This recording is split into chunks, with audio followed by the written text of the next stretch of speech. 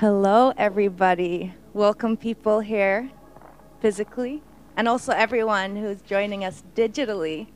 We're having this presentation here at Go to 10 today, a free meeting place for people who want to grow their ideas on or about the internet. And today we have an amazing presentation from Tobias, and I will leave the word over to you now, Tobias. Give him a warm round of applause. Thank you so much. Thank you. So great to have you all here and wherever you are watching this from. Really excited and just wanted to say welcome to this webinar and really hope that this message will be helpful for you wherever you are in your organization. So we'll jump straight into the topic of today, which is building a culture of purpose and integrity. It began with an astounding question in 2007, a question that would really spark a transformation in an organization and that would spark a conversation on capitalism around the world. And the question was, what should the right level of profit be? The question was asked in a company that I think most of you are familiar with. They're called Mars, and I think most of us know them for their chocolate, but they are also the biggest producer of dog and cat food in the world. It's a $38 billion business with 125,000 employees. And the question came from one of the shareholders, one of the family owners of the company, and he asked it to the board. But over 40 years earlier, Forrest Mars, the then CEO of the company, had written a manifesto that was called The Purpose of a Company. And in it, he outlined 5 principles, which are the values that Mars say that they stand on. And one of those principles is the principle of mutuality. They say that we base decisions on mutuality of the benefit, on mutuality of benefit to our stakeholders. So the question of what should the right level of profit be, which is a very strange question for owners to ask of a company, because normally we would think that the right level of profit is just as much as ever possible. But this question was really, how do we measure this principle of mutuality, and how do we live out this purpose and our values with integrity? And I want to say that that's exactly what real purpose and values do, is that they spark questions. They spark important questions and sometimes uncomfortable questions in our organizations. So the board wanted to take this question seriously, so they asked their chief economist, Bruno Roch, to explore the question, and he did a big process of exploration together with Oxford University, together with different aspects of the Mars business and with their internal think tank. And they based it on a belief that if you only focus on maximizing one type of capital, which is financial capital, you will miss social, human, and natural capital that is also essential to the growth of the business. So if you only focus on one, which is what we normally do, you will miss potential of growth that come through all the other aspects. So they started exploring this, and this is of course then based on this principle of mutuality. They started, for example, businesses in Kenya, in areas where people were very low on financial capital, but where there's a lot of social and human capital. And they went in there where they would normally not be able to sell their products. And they partnered with NGOs to help people who were outside of the normal financial system to get new jobs. And they saw that when they focused on that, when they focused on building that human and social capital, that they actually made that business much more profitable. And they were able to create businesses in areas where they had not been able to operate before. And another case study that they worked on was in Royal Canin, which is one of their companies, which is a cat and dog food company. And they wanted to invest in social and human capital.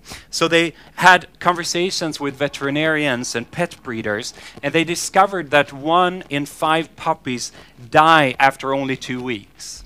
And this led them to do a big research over 5 years where they did a big study.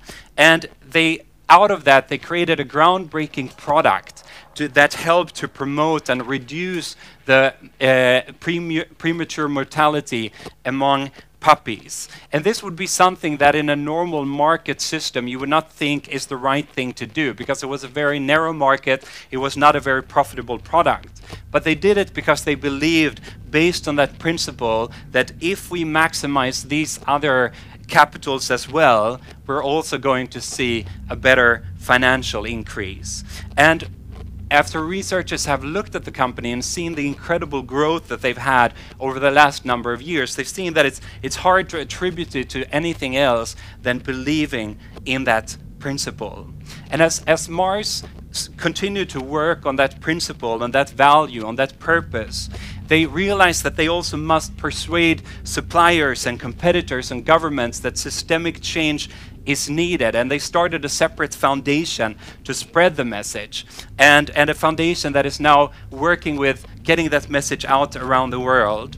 And as a business professor at Oxford says, that the economics of mutuality is what they call this principle, and this research is a groundbreaking concept of management that will have profound influence on business practice, education, and research over the coming decades.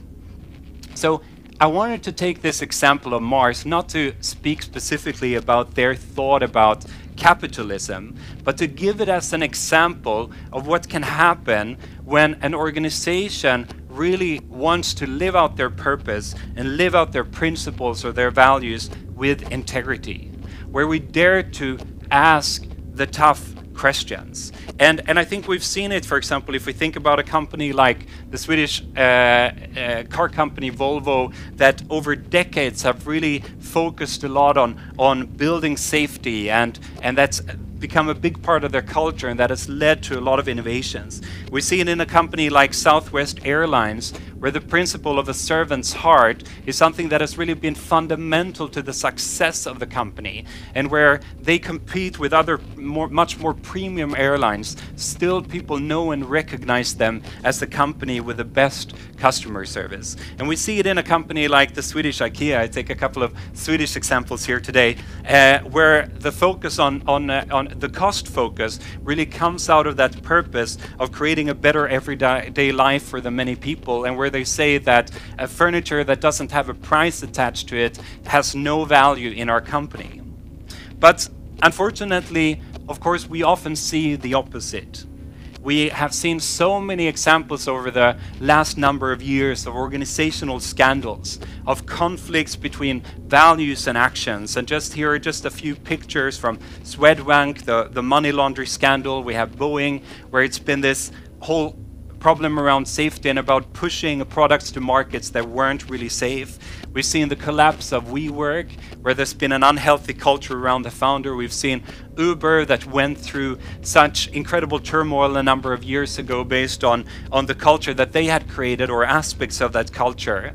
And what we see in all of these examples is that we see companies and leaders that profess to certain values, but then act very much in conflict with them, and at the beginning are not ready to admit to that. They're not ready to see it, but instead they want to say that, oh, it's not a big issue, or it's maybe just a few people over here, like we saw at Wells Fargo, where it was really a big cultural issue, but still the leadership said, no, it's just a few bad apples. It's not something that has anything to do with our culture. And the consequences of this is that it masks the vitally important issues that your organization, that my organization needs to deal with, and that it creates a dissonance that hurts internal trust. When our employees, when our leaders feel that we say one thing, but we act, or we organize, or we prioritize in a different way, that will break down trust within the organization.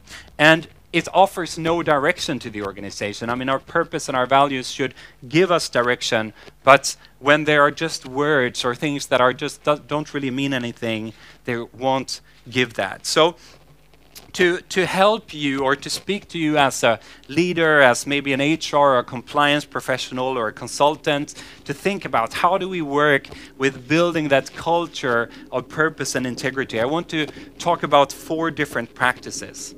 And the first practice is to create uncomfortable clarity. And the second practice is to welcome brokenness. And the third practice is to empower dissenting voices. And the fourth practice is to fight for integrity. So let's jump into practice number 1. Create uncomfortable clarity. So when you think about that story of Mars and of economics and mutuality, the main motivation was to be able to measure, do we actually live out our purpose and our values in real life? And a part of that is that they're developing a new accounting system where you can actually see how are we contributing to all these other forms of capital and not just the typical financial numbers. But there's a problem with clarity, that clarity can be uncomfortable because it removes the ambiguity around whether we live our purpose and values or not. And that's why we so often choose comfort and ambiguity instead. And as I've been over years teaching and coaching on values, on culture, on purpose, I've seen so many value statements where these things are true, where the leaders or the employees, they don't know their values. The values are merely words that could be interpreted in 100 different ways. The values are not founded on any real analysis of their corporate culture. There's a disconnect between what the culture is and what the values they profess. And the values have no real connection to how the business is organized and operates. And the values are aspirational desires. It's something we wish that we were, but it's not true of who we are today. And the values are owned by an HR function and not lived by the leadership. And the company views the values as inspirational statements, and they try to avoid any talk about tensions and dilemmas. I was recently talking to Mikaela Ahlberg, who came into TeliaSonera after their big corruption scandal, and she came in as the chief ethics officer to build up compliance and ethics at the company. And she said that that many companies assume that they have a wonderful culture, but they have never really made an assessment to see what kind of company they are. And that's the danger. When we just assume something, we just assume that this is what it is, and we don't really want the clarity because we don't really want to know. We're going to live in an illusion, and living in that illusion will actually lead to more dishonesty within our organizations, and it can lead to a lot of ethical missteps and things that will come to cost us a lot. So I just want to give you, as we talk about purpose and values, I just want to give you a quick definition to make sure that we talk about the same thing. So when we talk about purpose, your purpose answers why your company exists on the most fundamental level.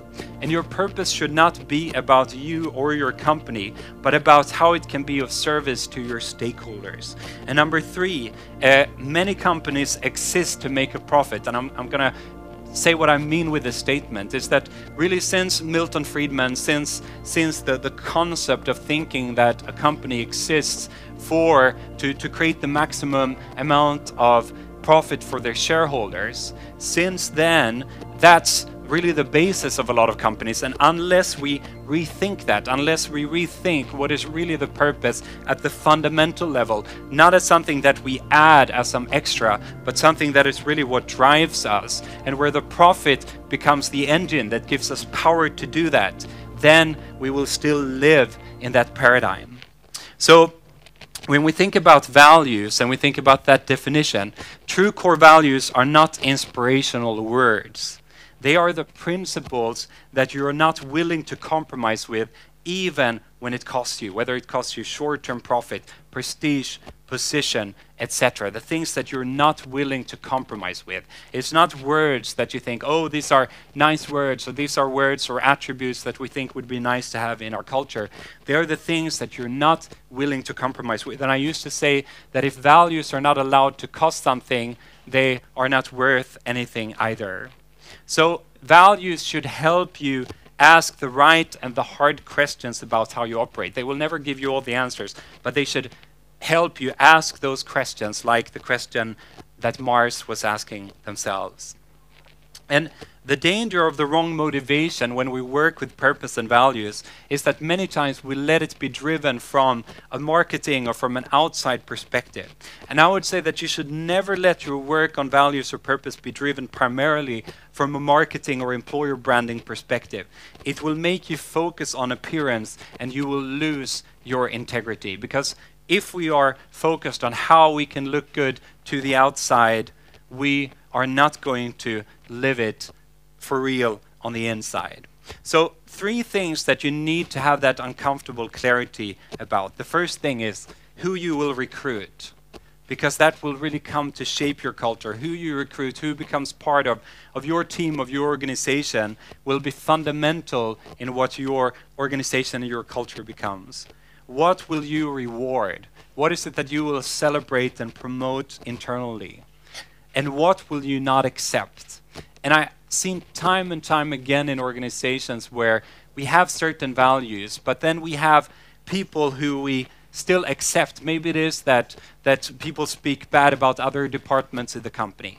Maybe it is that we have a person who's maybe a high performer and they are allowed to have a certain type of behavior which we know is really destructive, but we don't really have the guts to deal with it. What you will accept, it will spread and it can become a cancer in your organization. So what you will reward, what you will celebrate, it will multiply, but the things that you will accept, that you will just overlook, they can spread in your organization. So what I want to do now is that I want to ask you a few questions.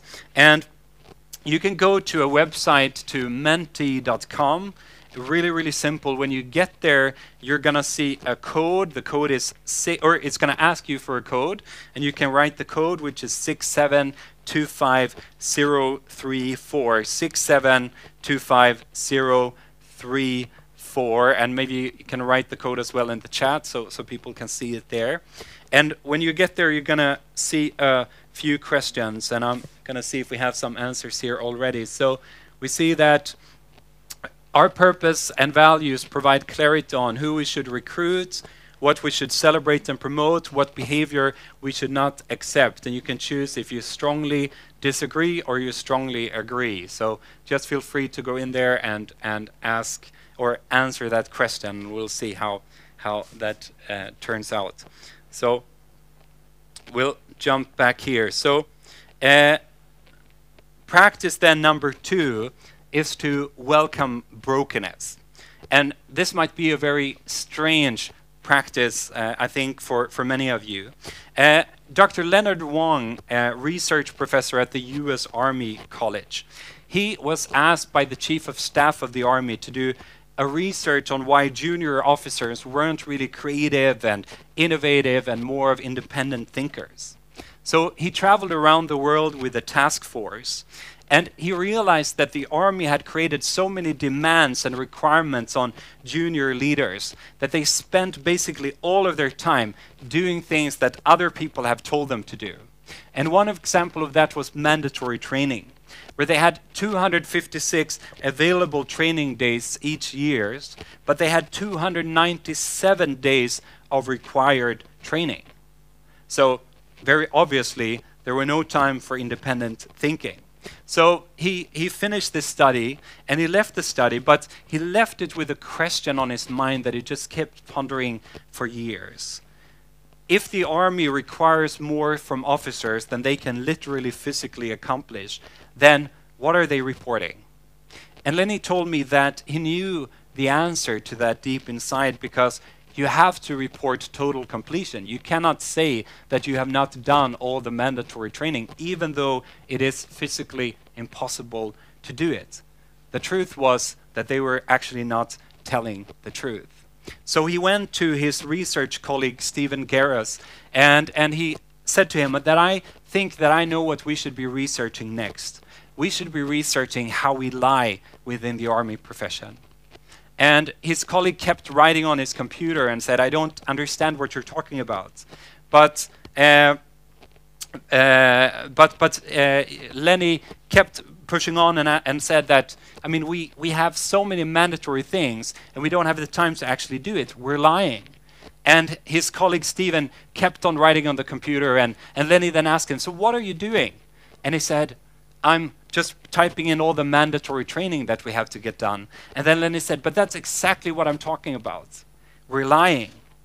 And as they started this research and they talked to people all over the organization, at first, of course, when you talk about something like this, it's incredibly sensitive. And they asked people about this mandatory trainings, how they were reported, and so on. And then they asked them, so because we know that you cannot do everything, what are you reporting? And then they could just see how the heads kind of dropped all around the room. And then somebody would be the first one to say, we're not telling the truth. And as they continued doing this research and looked at many other things, they found, for example, that officers have a duty to do quarterly evaluations with their staff or with their whatever it's called. But many times they might be in different parts of the world, they didn't find the time, but they still had to report every quarter and put in the date and the time when they met with their team. So what they would do is that they would just choose an arbitrary date, hoping or checking that it was not on a weekend. And as they continued to look at this, because of course these things might seem very trivial, but Lenny told me that what he saw was that when you create this culture of dishonesty, you create a moral numbness in an organization that will have serious consequences. One of those serious consequences was when he interviewed an officer who had been put in charge to investigate or to inspect 150 polling sites in Iraq and to make sure that people would be able to go there safely and vote in the election. But again, it was physically impossible to do it. And the officer said, they gave me a spreadsheet and I just gave them what they wanted. And when Lenny, when they finished the research and they presented the research, the reactions were very different. At junior levels, people would say, okay, I mean, this is nothing new. We see this every day. But at senior levels, there was a tendency to think, let's not talk about it. It's uncomfortable. And Lenny says that we don't want to say that we accept less than perfect values, and yet we have to balance that with, as individuals, as humans, we are not perfect. So when I have researched and been writing on a book and researching a lot of the different corporate scandals in organizations, and also had the opportunity to meet with some of the people who have been involved in different ways, I've seen something that I believe is one of the most dangerous lies that is so easy for us as organizations, as leaders, to start to believe, that can cause us to really get off drift when it comes to our integrity. And that is the belief that we are a good or an ethical organization. And so an assumption that we are a good or ethical organization with great values, to think that we just assume that that's the case, is one of the most dangerous culture traits that we can have. Because it makes us blind to issues in our culture and our organizational design. And it can make us attack anyone who brings issues to our attention because we want to keep up appearances. And the thing is this, that when it comes to ethics, and I've had the opportunity to talk to a number of ethics professors, and I think that area is so interesting because it connects very much to how we think about our values, even in areas that are not really ethical concerns. But when it comes to ethics, we have a tendency to believe ourselves to be much more ethical than what we actually are. And research shows that. And Anton Brunsell, she's a professor and who has worked a lot with the question of why and how we think that we are more ethical than we are, and has written a book called Blind Spot. She says that while we exhibit positive illusions about a variety of traits, we almost exhibit hyper illusions about our own ethicality. So if we think about that as organizations, we could think that while we might have a lot of illusions about other things, about how great we are at strategy, about many other different things, our illusions about how ethical we are or how aligned we are with our values and our purpose are many times so much greater. And an example of that I think was so interesting was something that happened at the Swedish Customs Office, where this was some time ago where there was an allegation about racist behavior at the customs office, and of course it was words against words. We don't know exactly what happened that day, but as one reporter heard about the story, he interviewed one of the senior leaders at the customs office and asked her, could this have happened in your organization? And she said, we train our staff to have an objective view of the people we investigate. We have core values as a government organization that clearly state that you must be responsible and objective. We also have our own set of core values which state that our staff has to treat people in a professional way. Objectivity and everyone's equal values are guidelines for our entire operation. And then the journalist pressed on and asked, so does that mean that you can't do anything wrong? And she said, yes, I would say that. That means that we can't do anything wrong.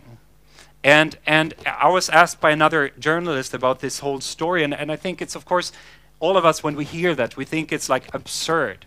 But at the same time, I see those same kind of statements over and over in organizations. As I coach leaders, as I talk to organizations, we say exactly these things. Objectivity, everyone's equal value, are guidelines for our entire operation, or these are our values, and they are our compass, and they direct all behavior, and they permeate our culture. And when I ask them, what are the values? They say, we don't know. Or what do they mean? We don't know.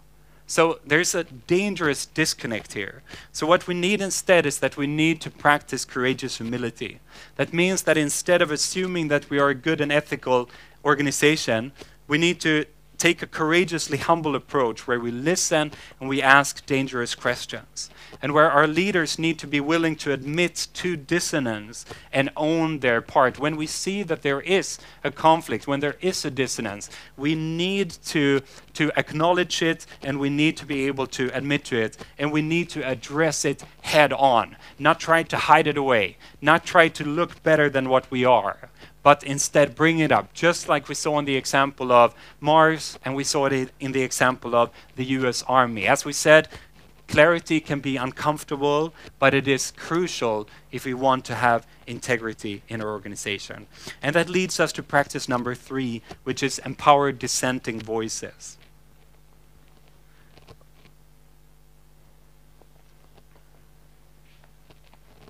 Darden Business School professor Mary Gentile, she was at a self-defense class at Harvard Business School. She told me that that was something she never thought she would ever need, but when she came to Harvard, she felt maybe this is the time to take it, she said.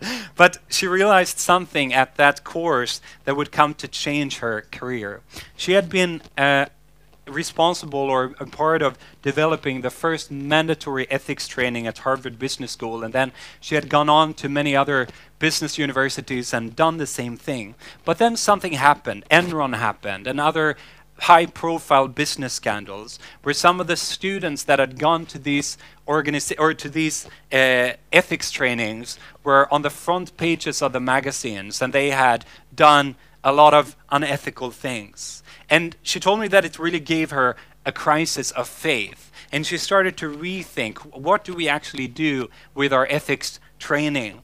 And she realized that most of ethics training, and I think this is true if you think about your values in your organization and how we normally think about values, is that we teach them, we create a process where we go out and we define some values, and then we go out and then we teach them, and then we'll talk about some very hypothetical dilemmas, and we talk about, so what is the right decision to make in this situation? But what we do not know how to do is that if we know what the right thing to do is, how do we actually speak up? How do we actually bring it up and talk about it? So what she realized at that self-defense class was that just as in self-defense you might work to build up muscle memory, that you want to be able to react without almost thinking about it, that in the same way we need to build moral muscle memory. We need to train our people to know how to bring things up when they know what's right. So for our values and purpose to be lived with integrity, we need to empower dissenting voices and train our people to give voice to their values, to bring up conflicts between our purpose and the values and the way we operate as leaders and as organizations. And that's, of course, it's important to think that values then cannot just be those nice statements, but should cause that internal wrestling. And I loved something that they did at Airbnb. I talked to Rob Chestnut, who's the former chief ethics officer at Airbnb, and they really wanted to really make sure that that integrity was something that stood out in their organization. So he created a big program around that. And one of the things that he did was putting in place something that they called ethics advisors. People, leaders within the organization that people could come to and talk about different dissonance or conflicts or dilemmas that they have had experienced in the workplace, and and talk about, how can I bring this up to my manager? How can I bring this up? What is the right way to talk about this so that we can actually deal with it in a good way? And I like a question that my friend Ron Carucci, who is a coach to CEOs at some of the world's biggest companies and author of the book called To Be Honest. And he asked the question, how many people in the last week have come into your office and said something to you that was uncomfortable to hear about your leadership, about your department and your team? And then he said that, because here's what's factual. If on a regular basis there are not people coming into your office telling you things that are difficult for you to hear, you can be very confident that your leadership sucks. Because the absence of that data is loud data. And those are, of course, strong words, but I believe that they are very true if we want to build organizations with integrity. So some keys for us to empower voices in our organization is to train our employees and leaders to speak up and create a safe way for them to do so. I've seen so many times where leaders will say, oh, my door is always open. Anyone can bring anything to me. But at the same time, everyone in the organization knows that they do not dare to bring anything up to that person. And then, of course, we cannot have integrity.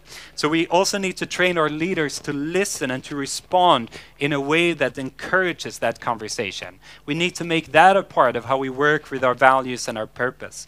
And we need to see the mission of our purpose and values as not merely there to inspire us, but to spark this inner wrestle about what we shouldn't compromise about. So we need to change our thinking.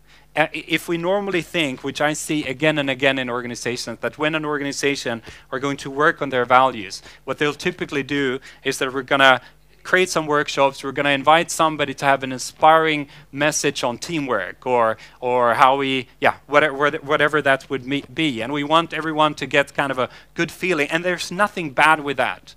But what we really want our values and our purpose to do is instead to create these uncomfortable conversations, to create these uncomfortable questions, to get things up on the table so that we actually talk about them, to make sure that it is one of the topics on all of our leadership meetings or our staff meetings or department meetings or whatever that is, that we constantly bring up the questions that might seem uncomfortable, but that just make sure, because we know that we're not perfect. We know that we're not working with perfect people. We know that we as leaders are not perfect. And that's why we want to make sure, are we in line? Are we doing the right things? Are we living what we say that we should be living? So we're going to take and ask a question one more time. And I'm just going to get up the right question for you. So that we move on to the next question. See if we're able to do that. Yeah, there it is. So, how empowered are dissenting voices in your organization? And you can go to menti.com, and the code is 6725034, 6725034. So let's see if we're getting some responses here.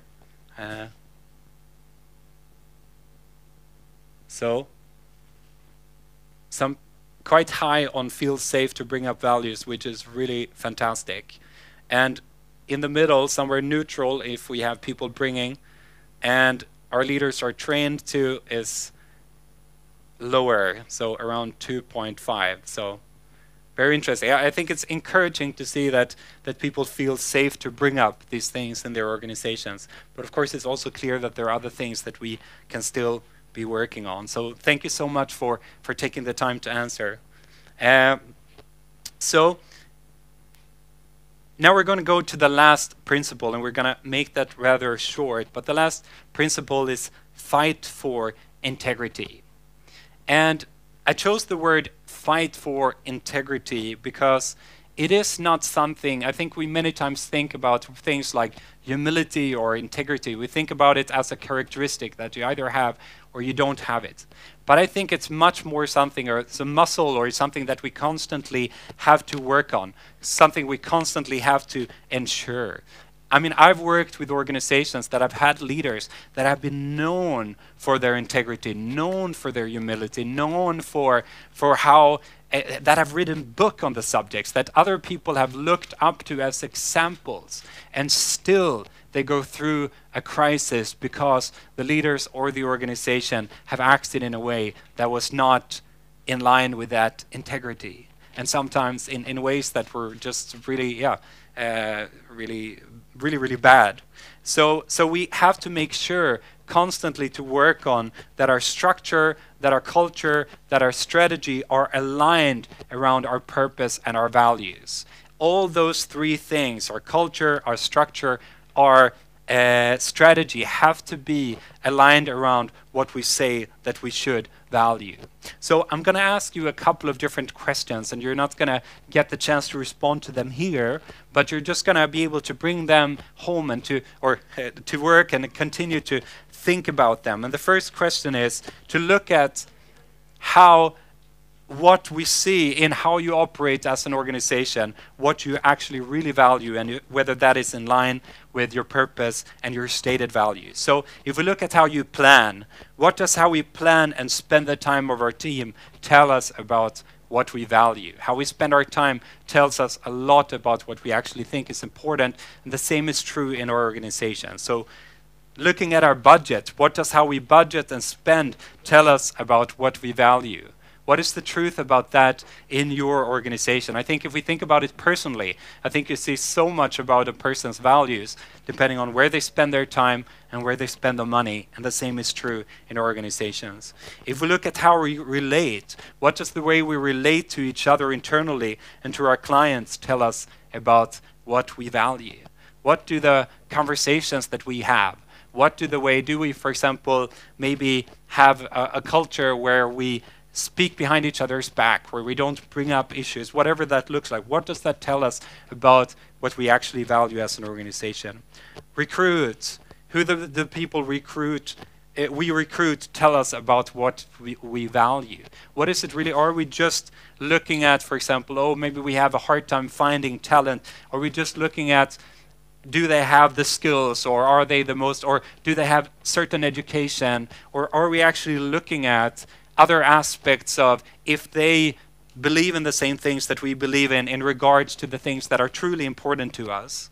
Or so what do the people we recruit tell us about what we value? And the next one is promote and celebrate. What do the behaviors we celebrate and promote tell us about what we value? What do the things that we talk well about? What do the things that maybe a leader might bring up at a meeting and said, wow, this is fantastic? For example, many times, or I was talking to an organization the other day who had a part of their purpose was really about to strengthen their community, the community that they were part of, the city and the area that they were part of. That was the purpose of the organization. But when we looked at what they were really celebrating, the only thing they were celebrating were sales statistics. That was the thing that the only kind of metrics that they were talking about and celebrating. And then there's a disconnect. And as I've talked to a lot of people who worked with research on ethics, what I've seen over and over again is that what we promote and what we incentivize is the strongest pulse that we send to our organization regarding what behavior we actually appreciate.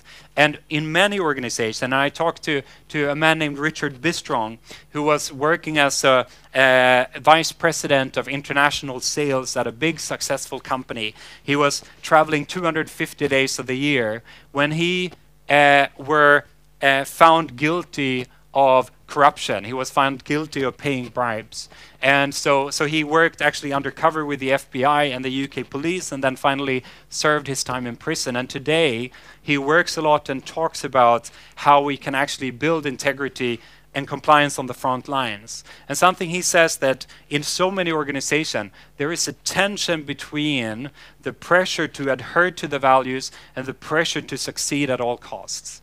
And so many times we don't actually talk about that. We'll sit as maybe a senior leadership team and we'll just say, we have these values, these are our values that we live all in our organization. But at the same time, we might be pushing or incentivizing people out in the organization to do things that are totally in opposite to what we actually say. And even though we can say, oh, it's their responsibility, then they made the decision, it's almost never just one or a few people's own decisions. I mean, it's a part of something bigger. It's a part of a culture that we have created.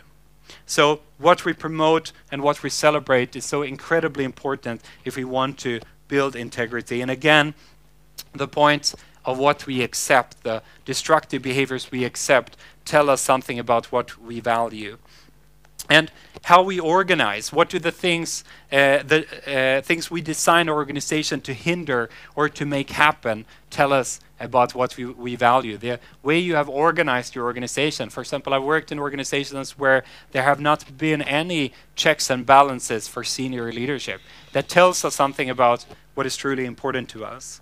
And yeah, that was the last one.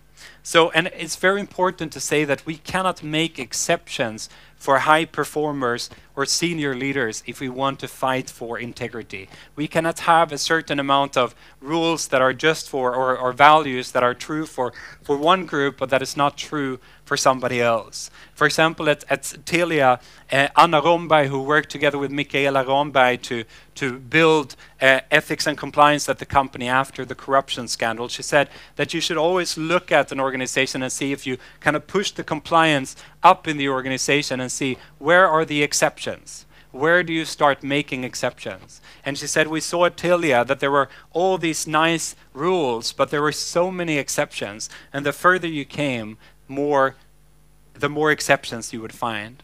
And I think an example there as well from Airbnb and Rob Chestnut, when they started really working on how they could be intentional about integrity at the company. They started looking at what are the principles that we want to adhere to, what are the code of conduct we want to adhere to, and so on. And one of them was that they wanted to be very clear that they were not allowed to, that as a leader, you were not allowed to have a relationship with anyone in the company. You were not allowed to build, to have an intimate relationship with anyone in the company or a romantic relationship. And he said that what he did first, before they went out and talked about that with the whole company, was that he went to the board and to the senior management, and he said to them, are we all in this room ready to sign this and say that if I would do this, that I will be ready to take the consequences just as anyone else? And that's exactly, it has to stop from the top. And I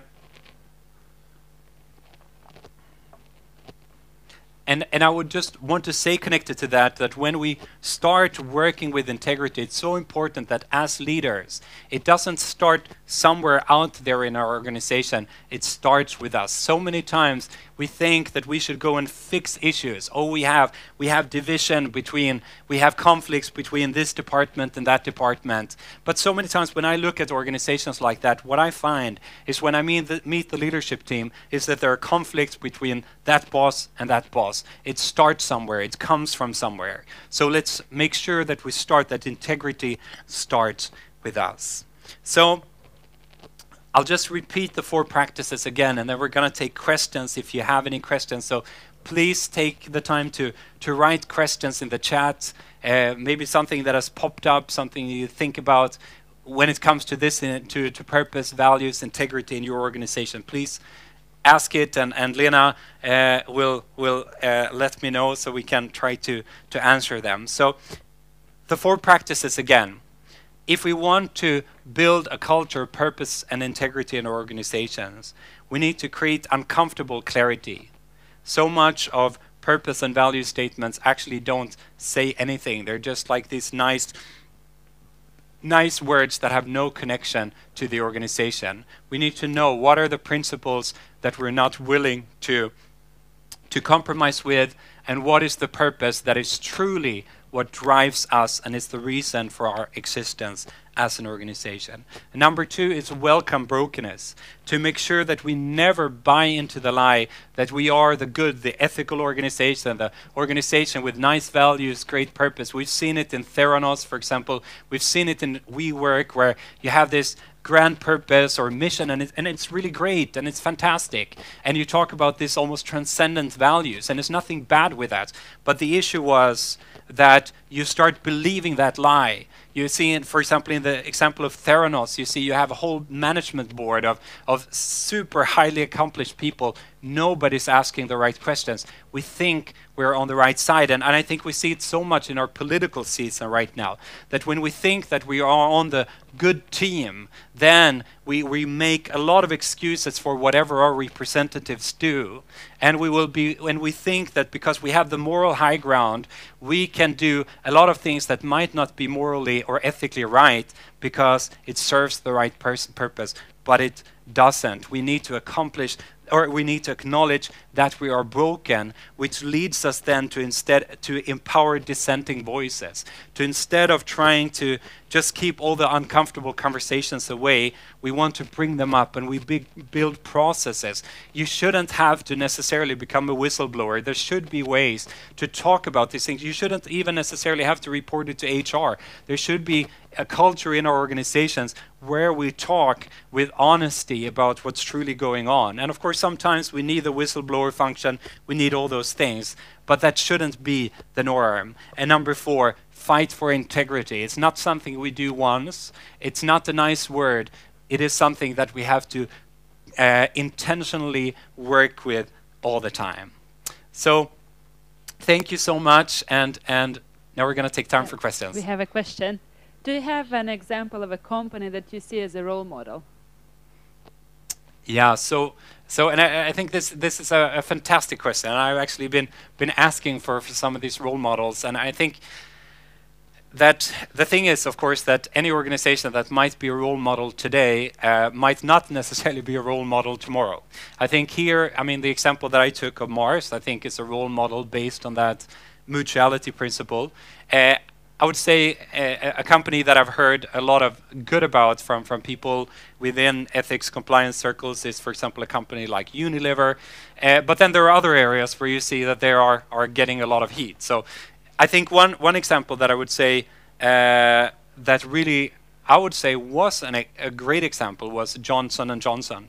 But that through and for example, one thing that they did was that they would, for example, in their presentations, in their training, they would bring up examples of people who had brought up really like tough issues in their organization, that have brought up these kind of dissonance and conflicts, and bring them up and show that they are now at leading positions in the organization, to show that here, this is a company where you can actually bring these things up. But then again, they have had their own struggles over the last year. So I think, as I've been saying, that it's a constant fight. I think some things that I've seen, for example, at Airbnb, as I've been looking into that company and seen some of the like decisions that they've taken on integrity, how they've been wanting to think about it intentionally, some of the decisions they've made in how to treat their hosts and so on, I think have been really great to see. And I think also in the way that they have treated, how they've handled having to lay off people and things like that. But yeah. Any other questions? No? So you can please still feel very welcome to ask. And I'll just say that while you take the time to answer, I'll just say something about me and us. So I come from a company called Heart Management, and we educate and we coach and we inspire leaders to succeed in their work on values, culture, and change. And I would really encourage you to check out our podcast. It's called Leading Transformational Change, where you can hear a lot of interesting conversations with leading researchers, with leaders in organizations on these topics. And we have so many exciting episodes coming up with a lot of these conversations. And also invite you to go to our website, heartmanagement.org, where you can get a lot of free material, and also please connect with me on LinkedIn. So any other questions? Yes. Yeah? There is a question from Abiola. Integrity starts with us. How is this made concrete? As a teacher, how do you develop tools that focus on the affective domain, on our feelings, perspective, internal principles, and make them visible and known? This was we empower ourselves with self-knowledge about our purpose and what is at stake if we do not live in alignment with our core values. I have developed a system for my students and will be interested in how you address this. I had to break up the question to make it fit. Okay. Okay, Abiola, thank you for asking that question. And I actually know who you are, and I know that you're, I think, in the Netherlands. So thank you. I think I just have to get the question in two different parts, because I think it was like different parts of the question. Integrity starts with us. How is this made concrete? How do we make it concrete? In what context for As in a education? teacher, how do you develop tools that focus on effective domain, on our feelings, perspectives, internal principles, and make them visible and known? This was we empower ourselves with self-knowledge about our purpose and what is at stake if we don't live in alignment with our core values. Now I feel like I totally I have lost the developed question. a system for my students and will be interested in how you address this. So I think Yeah. if you want to start working We'll give the mic. Yeah. how I perceive the question. If you want to start working with these questions, if you want to build a positive culture within the company, Yeah. how do you start this process? Yeah. Yeah. So I mean, if that's the question, and Abiola, we can otherwise continue that conversation afterwards. But if that was not the question, but I think the place to start, I think an important place to start, is to start with thinking what is really the purpose of having values, and what is the purpose of having a purpose statement. That we really go back to the foundation. And I think many things we take these things for granted, that we understand what they are and why we have them. And I see so many times when organizations, when they go into the process of saying we want to work with this in an organization, that they'll go straight into, okay, now we're going to define a couple of words, and then we're going to teach everyone what they are. But instead to talk about why do we have this? Why is this important? And I think it's great to paint the picture of what does actually a values-driven, what does an organization that lives its purpose look like, and start creating that picture and see that as the goal, and see that the other things are tools on the way. Yeah. So is this a workshop? Is this a 10-week workshop once every week? Is what practically, I think, has concrete advice? What practically is this? So I think if we think in the context of an organization, I would say that it is not just a workshop, it is not just a 5-week training. I think it needs to be a lot of different things.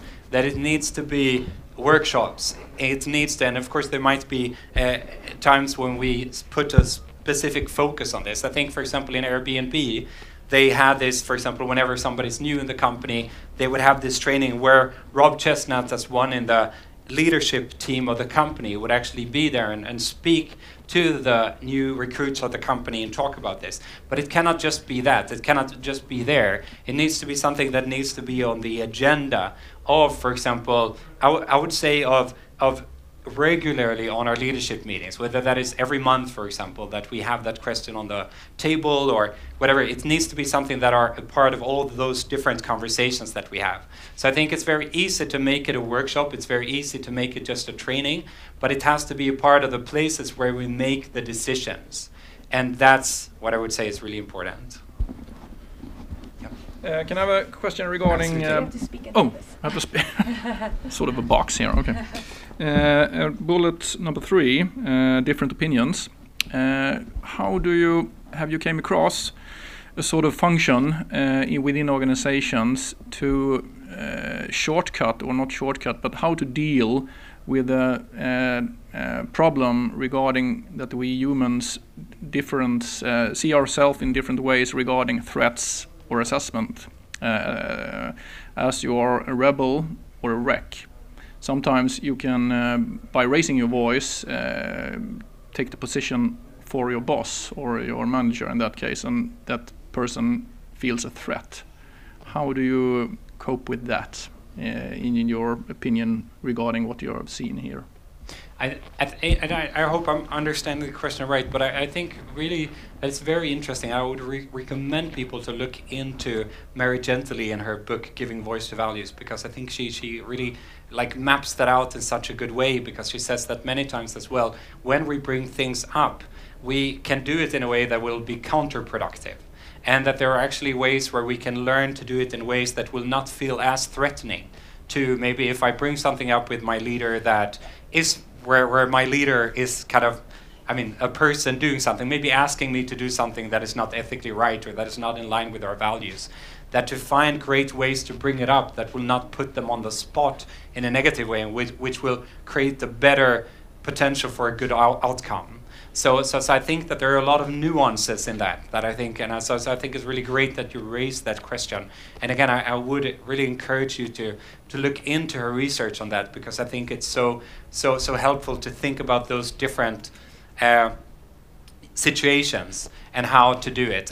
But I also think that one very important part is training our leadership. And I've been working with organizations that have gone through a real trust crisis, where the trust had before been super high, but now is super low and very, very low for the leadership, and where it's been maybe leadership, because before everyone kind of just trusted what the leader said and did that, so they were not used to ask questions. Suddenly they have lots of questions, but they don't dare to ask them.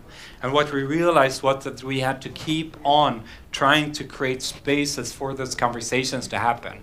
And we couldn't just say, okay, now we have created these 2 meetings, nobody asked any questions, like we're done. We had to keep on doing it over time and actually give it time for people to start feeling comfortable. And for some it was comfortable doing it in a one-on-one setting. For others it was comfortable to do it in a small group setting. Or for somebody else it might be sending an email. But we need to understand how to do that in the best way. Yeah. Thank you, Edwin. There's one more question. Here. Go ahead. Okay, I can read it here. A lot of teaching is cognitive. This is shown not to really affect actual action, i.e. the gap between knowing and doing. Yeah. More of the same will not work. How can we bridge that gap? Yes. Great question. And I think that's, I mean, as I've been talking to so many people who work, especially then in the field of ethics, I've seen that over again, that we see that the teaching is not necessarily that effective.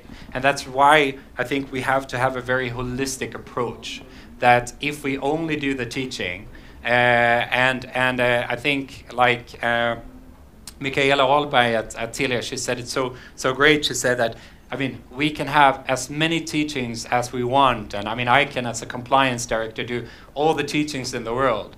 But if this, at the same time, we have a system where we have some high performers who have maybe 80% salary on commission without any roof, I mean, we know what in the end will actually drive behavior. So I think what is so important is that we don't just take a teachings approach. And I think something that Michaela said as well that I think is so important, that when we measure effectivity, we don't just measure how many teachings have we had. Like a lot of institutes, when they look at how ethical or how much an organization lives by their values, they look at how many teachings do they have this officer, that officer. But that, of course, doesn't actually say something about whether it's effective. So that's, I think, where we need to take the approach of, yes, teaching is a part of it, but another thing is practicing it, and we need to find the ways of how do we get people to actually learn how to speak out, to do it on the small things, to train it, to encourage it, and then look at the whole bit of how do we reward that? How do we promote that? How do we lift when people actually do that? So I think it's a great question. I think it's something that I'm still thinking a lot about. And I think it is something, but we have to take the holistic approach. We cannot just look at it as a teaching thing, which we typically do when it comes to values. We think we identify values, then we teach values, but that will not necessarily have that much effect. And something that was really, I was so happy about, I had a participant in one of our educations where we educate leaders and HR professionals on how to work with culture and values in their organization. And she said that after the education, she went to her boss, and her boss directly said that, okay, so one of the first things we're going to start to do is to make sure that at every leadership meeting, we're going to have this one question that we ask ourselves in regards to our values, and it's that, yes, that one thing is more valuable than all the kind of training we can do. I mean, it's not saying that training is not important, but to make sure that it's actually a part of the decision making. And yeah, I guess we're running out of time, so yeah. So just want to say a big thank you to all of you for being here, for being a part of this. Thank you to Aisha and to Go to 10 for allowing us to be a part of your program. Thank you so much for being here. Give a huge round of applause to Tobias.